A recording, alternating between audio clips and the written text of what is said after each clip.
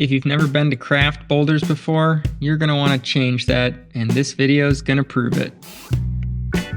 The girlfriend and I spent 4 months in Vegas last year, and I put in pretty much all of my climbing sessions at Kraft. That gym sesh was mostly in the hopes of running into Miguel Climbs, which didn't pan out anyways, even though it was on a Sunday no less. But otherwise, I literally did all of my climbing for those 4 months here at Kraft.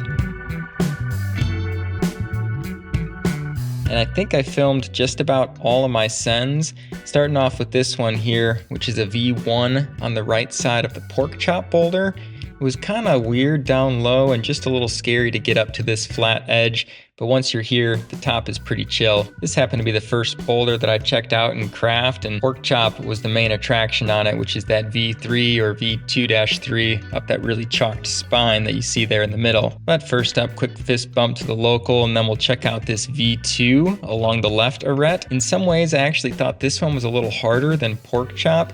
Less secure, more balancy. As you can see, quite a bit less chalked. Probably means fewer people getting on it. It's probably worth pointing out that I'm just going through this footage chronologically. It's actually pretty fun looking back through all this stuff. I'm getting a little nostalgic and reminiscent on some of these boulders. It was a great couple of months, and it really makes me want to get back and do another trip to Kraft. Definitely worth doing this one first, in my opinion, on your way up to pork chop. Will make that one less scary. You've already done the top out, and the pork chop crux is really about the starting couple of moves.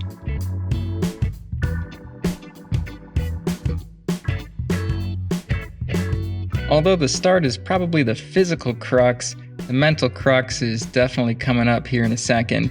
These feet are pretty bad, and you really have to just paste them on the best you got, commit to it, and force some body tension against them. Find the right spot for the right hand here. I liked crossing it to this last good spot before reaching out left and becoming much more stable with the right toe hook and a left hand compressing on that arete. Pretty sweet little sequence here. Of course, a lot of other ways to do it, I'm sure, but that's the way that seemed to work best for me and made it feel pretty smooth. Super sick boulder, and other than the undercuts at the start, which are actually pretty good, not a crimp on the thing, which is kind of fun too. Next up is this frickin' mega block called the Cube. It's the proudest looking boulder that you pass every time on your hike into Kraft. And after passing it a handful of times, I finally sucked it up and committed a session to getting up the easiest route on this thing.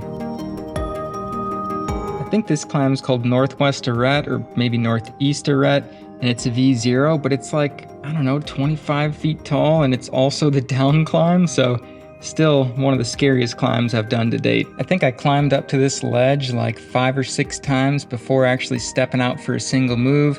Backtracked that a couple of times to be sure I could do the first couple of moves before finally committing to going all the way to the top. It really took me like, I don't know, maybe 3 or 4 hours in total to get from the bottom to the top of this thing, just slowly going an extra move at a time, but that little safety shelf there really got me hung up for a while. It was so hard to leave that safe feeling and continue on to the top of this boulder, knowing I was going to have to down climb every move I just did to get back to the ground.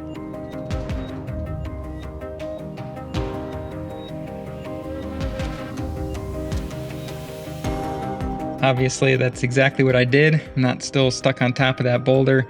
I'm down here doing some voiceovers in the closet. Man, I still remember the adrenaline dump on top of that thing. Let's slow it down just a bit here. Heading over to the monkey bar boulder, one of the most popular boulders at Kraft, but this backside tends to get a lot less love. Pretty much littered with lines all across the face, starting with a couple of V0s on the left. First move on this is just a bit tricky to get off the ground, but otherwise this is a proper warm-up climb. Pretty chill, nice top out, you basically walk your way up to it.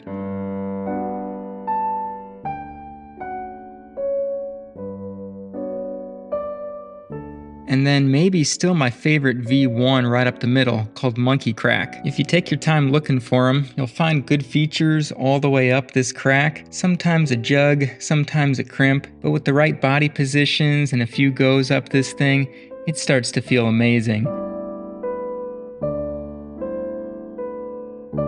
I probably climbed it 2 or 3 times before I was comfortable doing it without pads, and once raw dogging it was on the table, I climbed this thing every time I passed the boulder.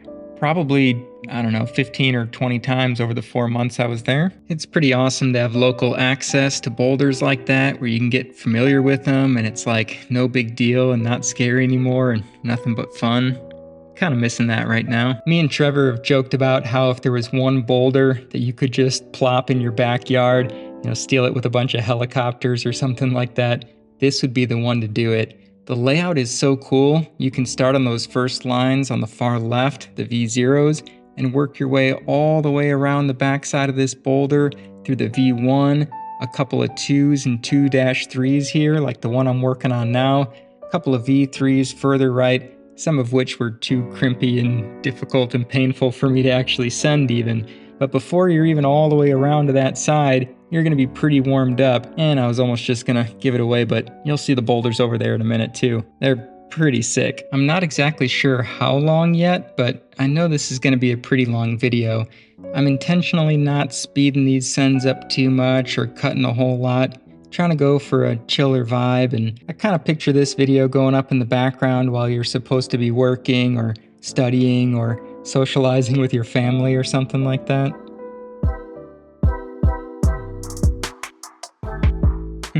Do you like how I said I wasn't going to speed up or cut too much and then immediately sped up and cut those last ones? Yeah, I do that sometimes. Man, I love these yellow pants I'm wearing here.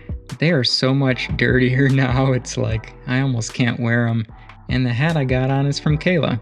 Thanks, Kayla. As you may have noticed already, I do most of my filming here on my own, setting up a couple different cameras at some angles, but Kayla actually helped me out filming a couple of boulders as well, actually quite a bunch of boulders as well on my birthday that I use later in this video too.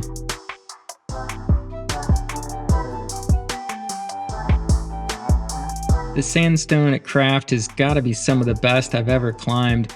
Thinking back, I didn't realize at the time, I knew I was getting spoiled, but I didn't realize just how spoiled I was getting. After leaving Vegas, we spent 14 months in Colorado, did a ton of outdoor bouldering there, and got on a lot of great blocks, but honestly, haven't touched any rock better than Kraft. Joe's Valley's pretty close, maybe,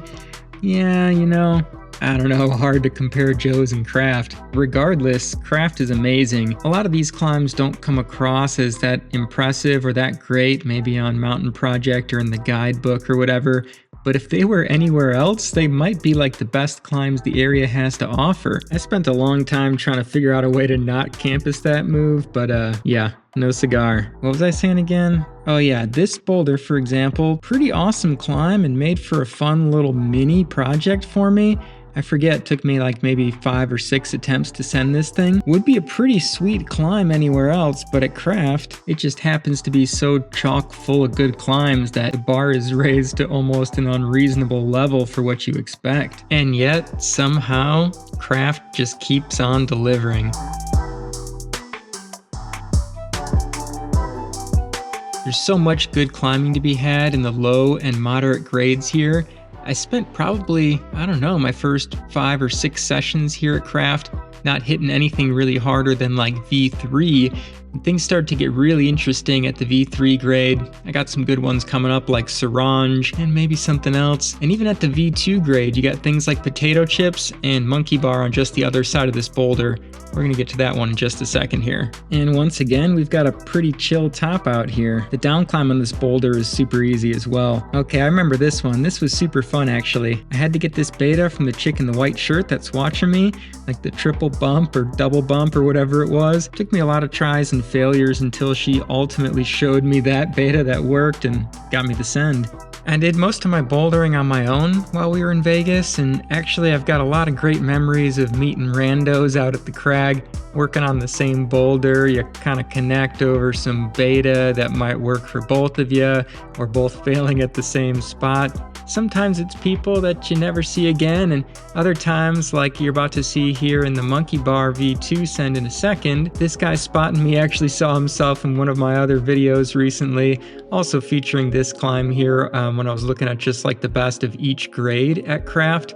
This one was a V2 that I picked for that, and this guy saw himself spotting me underneath and called it out in the comments, and that was super fun. And now I feel like if I see him in the future, we'll probably recognize each other and strike up a combo again. Just little memories like that, little connections made with people. super fun, and I'm not really that social of a guy naturally. I usually don't go out of my way to like meet new people or talk to people that I don't know.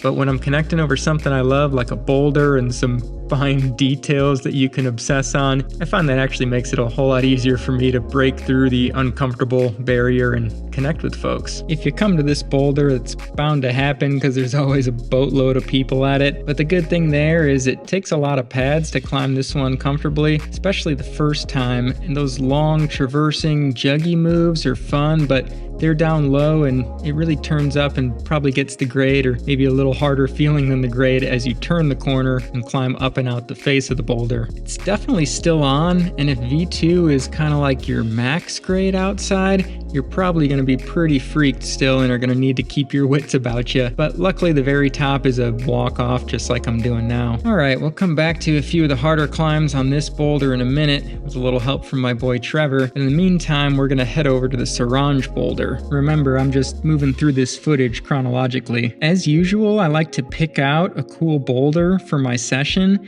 but then warm up on anything easier on the same block. In this case, there's like a V0 or V1, I forget, up this right arete. That wasn't that hard, and I think I flashed it, or near flashed it at least.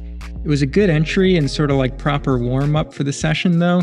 Was not easy by any means for the grade. Did a really nice job of prepping me on the style and just getting me mentally prepped to do the arete on the left-hand side, which is a V2 if I remember that correctly. I took this same approach on quite a lot of my sessions in Kraft. I mean, I was there 4 months, which is like 16 or 17 weeks. Had about 2 sessions a week on average. So we're talking about 30 sessions there, and on a lot of those, I came in thinking that some of the V2s or 3s or whatever would be my warm-up, and then I'd get on to my main event for the session. But the V2 or V3 itself became my whole session, and I was too tired or out of sunlight by the time I was ready for the harder one. The V0 on the right arete and this V2 on the left didn't quite take up my full session here, but it did tire me out and waste a lot of my time. I shouldn't say waste, it was super fun, and I'd definitely do both of these climbs again. I actually really enjoyed this V2.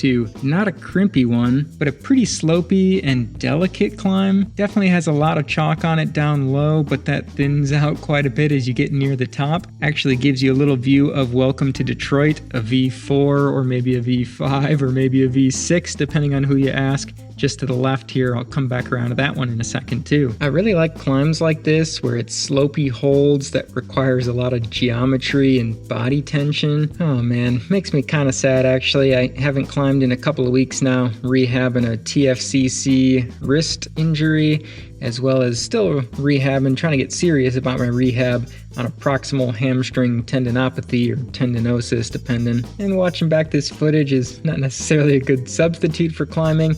Kind of makes me want to climb more actually, but it's really fun to watch, and heck, at least it's something, right? Wow, I saw so many beautiful sunsets at Kraft.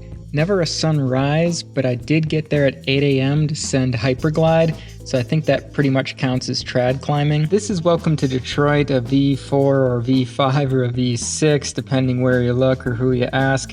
It's probably kind of body dependent, and it's really all in those first couple of moves. It was really hard for me to get that left heel up, but once I finally did, the rest went pretty quick. There are a few different options down low, so the boulder's not too bad for you if you're shorter or taller. If you're short enough, it's kind of easier, and if you're tall enough, it's kind of easier too. For somebody more average height like me, who knows, just depends on your style and preference. Probably why there's such a wide grade range. I don't know what grade to take on it, but definitely worth trying. Okay, time for Sarange.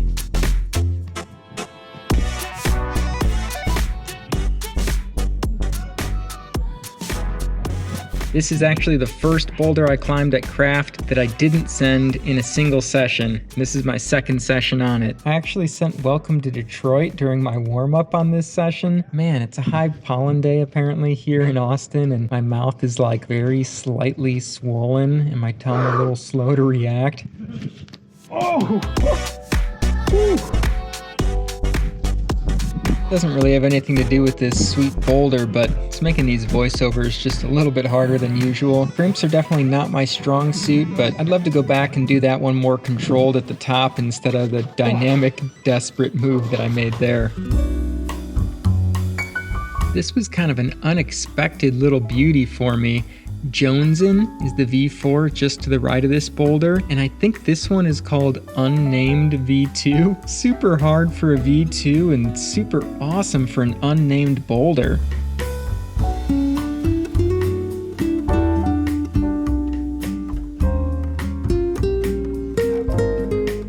It took me a minute to figure out that body position, but that really unlocked the crux for me. Those crimps felt pretty bad before I found that footwork. A couple of easier moves in here, I won't call them freebies, but the top definitely threw me for a loop. At first I thought I'd go straight up and over, but I really couldn't find any holds there and started looking further right. Couldn't really find what I was hoping for there either, but did find some stuff, and ultimately took me quite a long time to finish it out. I really enjoyed the rest of the boulder, but only kind of enjoyed the top. If I went back, I'd like to think that I'd do it a little more cleanly and be able to commit to it and get it done a whole lot faster. You know, I'd love to lie to you, but this little collection of boulders I'm doing right here is really only memorable for one reason, and that's that it sits right next to the cube boulder, which is that big highball V1 I climbed earlier in the video. I guess it's actually memorable to me for another reason, which is it was part of my 34th birthday challenge of getting 34 V points with Kayla. That's why I've got these little running totals in the bottom left corner. I was lazy and stole this footage from an old video. But there are quite a lot of low to the ground V0 through V2 climbs right here. It's early in your hike into the area and possibly a decent warm-up. Some of it's a bit crimpy and a lot of it's a little underwhelming compared to what else the area has to offer, but maybe if you got buddies on the highball and you're looking to keep it a little more chill. It was really nice of Kayla to stay out here with me for a long day while I climbed all these low-grade boulders, although I think it dragged on a bit for her at the end. We made some fun memories and climbed a lot of boulders.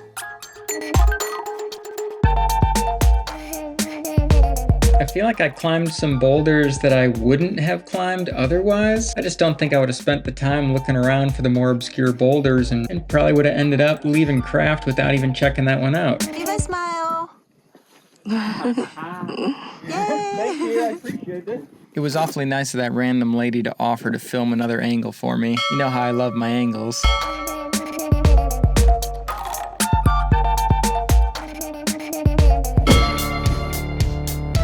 All things considered, that last grouping of boulders was pretty unmemorable and not that exciting for Kraft, but Fluffer here picks it back up again. The first move or two isn't too bad, but that second or third move is probably the crux. But as the holds get a little better, the moves get a little bigger, and it also gets a little scarier up top. But as you can see, the top out is chill enough for me to have a nice little conversation with this rando about my birthday V points goal. This next climb is actually a lot more fun than I thought it would be and has way more moves than I thought it would be first looking at it as well. It's part of a pair of V1s or V1 minuses here up this same rock that share that same start. First line here goes to the right. I found it important to make that sort of crossover with the left hand. And then the top out's pretty much all there with nothing too unexpected or exciting. I really love the sandstone here at Kraft, and when you get to climb on jugs like this, it's a real treat. The sister climb here on the left has the exact same start, but a totally different finish. I really had to make a pretty strenuous move here on a slopey crimp. Maybe it was bad beta, but I thought it was pretty intense for a V1 minus. These climbs aren't too far from the cube boulder either, and I think they're definitely worth checking out if you're looking for something on the easier side, but still interesting and fun. Speaking of which, up next we've got maybe one of the most famous or classic V2s at Kraft, or maybe at Red Rocks, or maybe in the whole Vegas area. Potato chips is kind of a V2 test piece that sounds funny to say, but it's a crimp line of almost like vertical and perfect crimps chiseled into this slightly overhanging face. First few times trying it are gonna feel really hard for the grade, at least they did for me, but with a little bit of finger strength and a whole lot of body positioning, ends up feeling pretty chill, and I was actually able to finish my 34 V points for the day on that climb. So, you know, I didn't have a lot left in my fingers at that point and had to really be as efficient as I could. It could have been a little better probably. Cool. Yay, 34. Give me a 3-4. I did it. With your fingers, like 3-4. Give me a 3.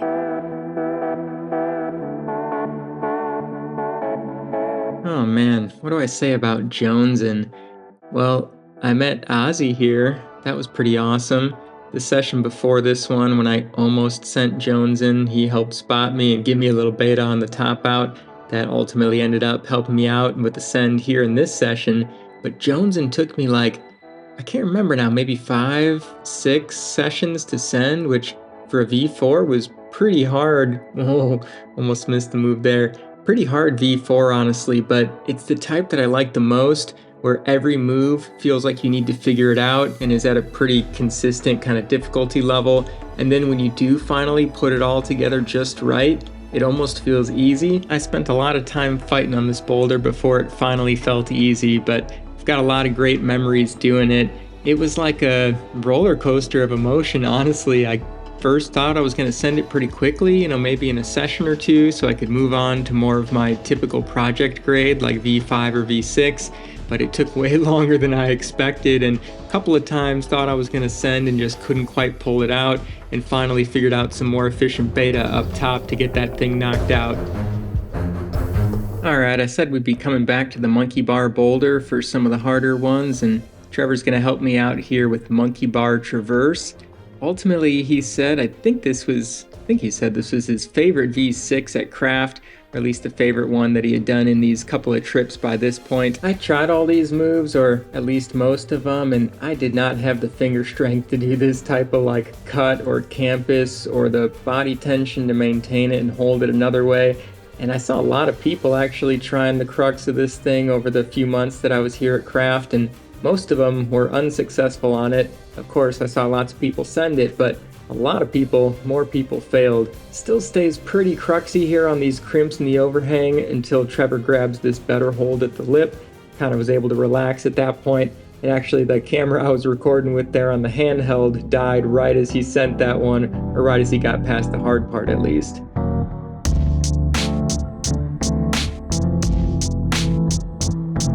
Alright, another good boulder, another hard boulder. Another boulder too hard for Justin, where I have to rely on Trevor for the send footy. I miss relying on Trevor for the send footy. He and I are both injury buddies right now, going through a few months of rehab before we can get back to proper bouldering, hopefully with plenty of time to spare before I get back to Colorado in April.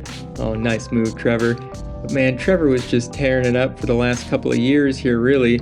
Mostly without injury, couple little finger things here and there, tweaks that he tended to get over relatively quickly. But now, like me, he's got the wrists and the hamstring that he's working back from. Those two injuries make it pretty hard to do any climbing near your limit, but he's been doing some sport climbing and I think a little bit of trad.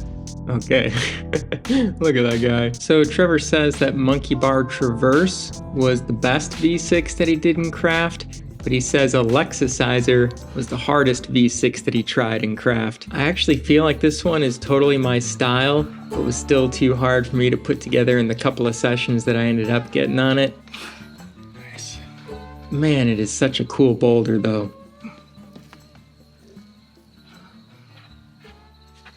Hell yeah, dude, come on. Nice, come on, dude. Stick with it.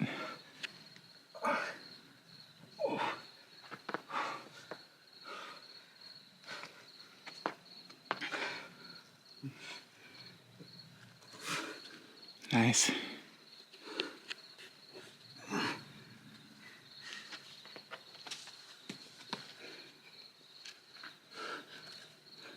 Yes, dude, come on. Yes, dude, come on.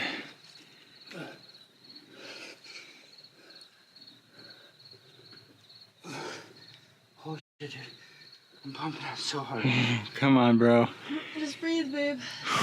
Keep breathing. Yeah, take little micro rests or shakes if you can. Come on, dude. Stick with it. Hell yeah. Bro. You motherfucker. Bro.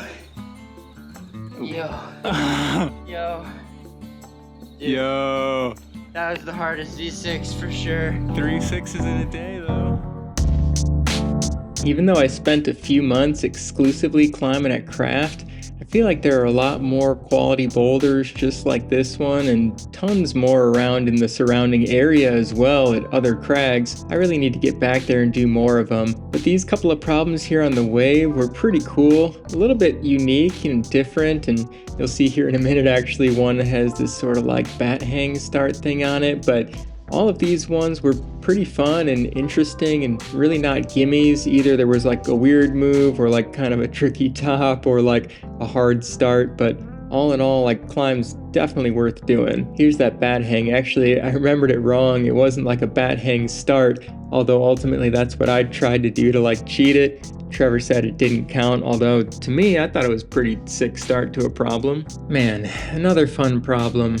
To be honest, I've been maybe a little depressed lately with the, injuries on the wrists and on the hamstring. Really limits me what I can do both for my like fun and typical recreational type activities, anything from climbing to jumping on the trampoline or skateboarding or going for a run. But then it also prevents me from doing a lot of editing. Otherwise, I'd love to just be like making a bunch of videos and kind of catching up on stuff, but I really can't afford to spend the hours and hours going through that it takes to edit, and my wrists just need to rest, especially from computer and laptop work. So making a video like this where it's much more about the voiceovers and I can just steal all the edits that I did from a bunch of previous videos. I feel like I like having a long one like this myself to find and put on, so hopefully you're enjoying it as well, and if you've still made it to this point, you must really like me, so let's keep it rolling.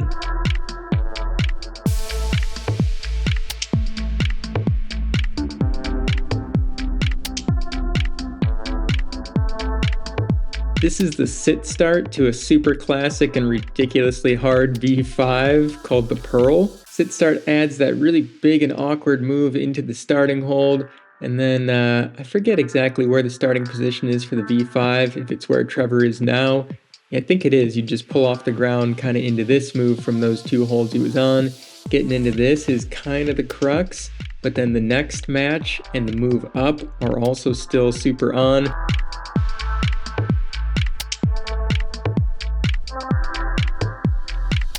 But I think after he catches that good looking one, good catch there, get into it. I think after you're on this, it starts to ease up a little bit because the holds are just much bigger and more in-cut.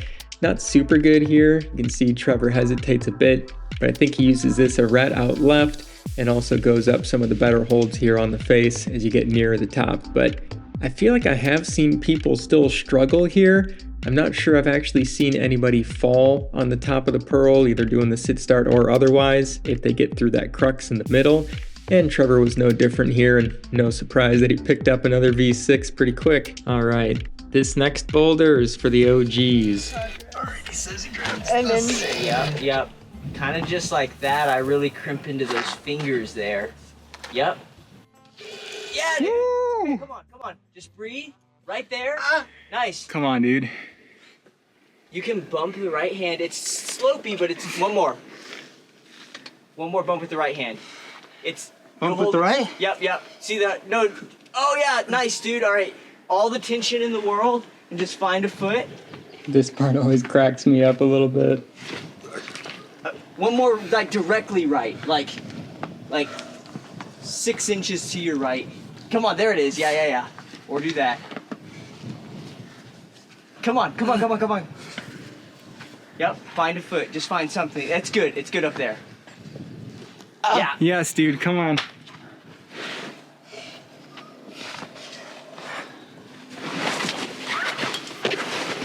Sick, dude. Just breathe. Have you done this talk? Nope. No. Okay, you got it. Just follow the chalk. It's chill. You got it. Is it? It really is. You like the holds you're going for are decent up around the top. Just be delicate, but the feet. This dude giving Trevor beta is Stevie G. Super sick local climber there in Vegas. Actually on like the Trango climbing team now, I think, or sponsored by him. We got plenty of pads. We're sponsored. Dude, feel free to kick that tripod out of the way too if you want. If you think it's needed. Dude, Trevor. What the hell, bro? I haven't sent this guy yet. No, I know, but you're recovering. You're good. Really cracked it open for Trevor, but the problem was he had never done this top out, and it's pretty tall and kind of sketchy and unknown and in the sun with some sweaty fingers at the end of a long, tiring weekend of bouldering. Like, you get the idea. Yeah, dude, just take your time. Yeah, you're chilling, dude. Nice job. You're chilling. Like there's some junk up there. Take your time. Yep, that foot you're on is like the worst you should have to trust. Yep, beautiful. Very nice. Yes, dude. Come on. Come on. Just keep it together for 4 seconds. Yeah, dude. Bubble butt. Wow, dude. When I said Dude, every word that you said, bro, thank you so much, man. so, I was telling you completely wrong, dude. I said bump right and I meant I swear to God, bro. You Grades are kind of funny, right? I mean, that last one was a V7. It wasn't Trevor's first V7 though, and he was super psyched because it was a hard boulder that he didn't expect to send. This is my first ever V6. Good times here at Kraft.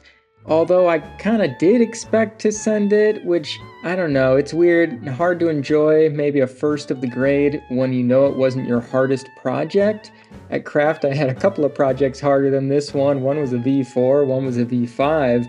So it's like, I don't know, how do you feel about that, right? But at the end of the day, this was a pretty cool boulder. Crux was down low and got easier as you went. So, that's obviously an easier type of boulder than having a cruxy move right at the end that makes you blow off a bunch of hard send attempts. Like, I really wasn't wasting a whole lot of energy on this one projecting it because all those hard moves are right at the bottom. So it was an easy boulder to project and happened to be my first of the grade. Luckily, I've sent quite a few more V6s since then, a lot of them here in Colorado. I said here, I'm not even living in Colorado anymore, dang it. Well, anyways, that was a memorable boulder for me, mostly because of this grade. This next one, however, is memorable in its own right. Short, blobby looking thing that at first glance doesn't seem like it'd be really difficult, but that's only true once your tech is on point. Surprisingly hard when you actually pull on and try to make moves around the bulge. Pulling this little mini roof and finding a way to navigate up and around the bulge is pretty hard your first handful of times. I don't know, I think this took me 3 or 4 sessions of working on it at least a little bit on each session overall. Caroline did a bunch of YouTube research to figure out this foot beta that cracked it open for the send for her and ultimately worked for me as well. It was super satisfying to send and was kind of fun that Ozzy and Sophia and Noah were around when I did it.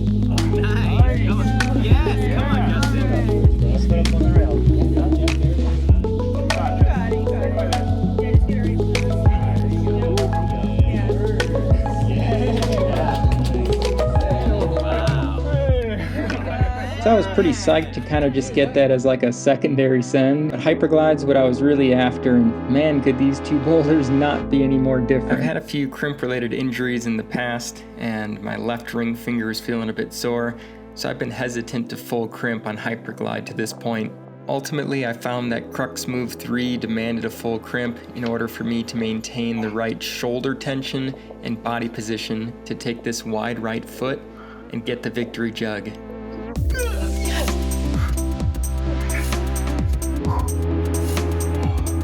And I promise it's a jug. I've seen a bunch of people try this problem, most of them getting shut down on Crux Move number 1, but of the 6 or 7 I've seen send it, nobody has fallen after hitting the jug.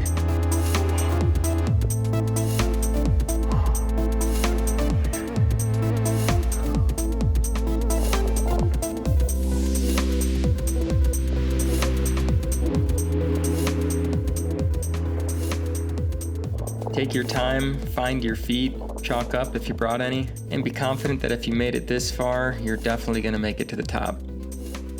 And if, like me, it took you 7 sessions and to your very last attempt before leaving the area forever, when you do make it to the top, I promise you'll never forget it. Yes, come on. Come on.